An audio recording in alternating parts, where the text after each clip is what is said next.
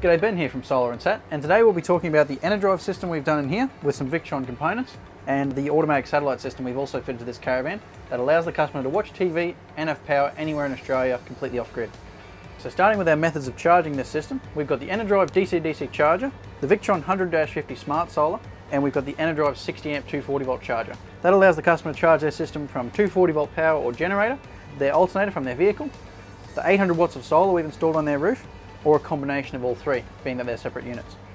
Rightio, down to everyone's favourite part of the system, we've got the 400 amps of B-Tec Enerdrive Lithium battery, paired to the 2000 watt Enerdrive inverter, the main fuse we use for the whole system, and the BMV 712 shunt, which we use for monitoring it all.